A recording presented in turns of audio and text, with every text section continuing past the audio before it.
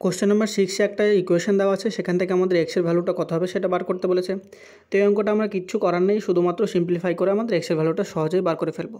তো আমরা প্রথমে যেটা আছে 0.8, সেটাকে যদি আমরা ভগ্নাংশ আকারে লিখতে চাই, তাহলে এইটা আমরা কত লিখতে পারি, 8/10 multiplied by x plus x divided by 5 is equal to, ডান দিকে দেখো এটা যদি আমরা যোগ করি 2 প্লাস 0.23, তাহলে এটা আমাদের যোগ করে কত পাবো, 2.23 পাবো।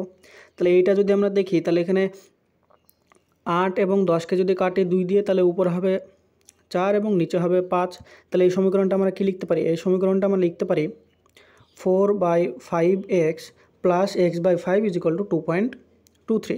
তাহলে এইটা বাদিকে একটা লসাগু করলে লসাগু হয় 5, তাহলে উপরে হবে 4x plus x is equal two 2.23। তাহলে উপরে যোগ করলে দেখো 5x, নিচে হয় 5 ইজ ইকুয়াল টু 2.23। তাহলে 5 যদি কাটি, তাহলে এক্স থাকে বাদিকে আর ডান দিকে থাকে 2.23। সেটাই আমাদের বার করতে বলেছে যে এক্সের ভ্যালুটা কত হবে। তাহলে এক্সের ভ্যালুটা আমাদের 2.23 হবে, যেটা আমাদের অপশন নাম্বার সি হয়ে যাবে এখানে সঠিক উত্তর।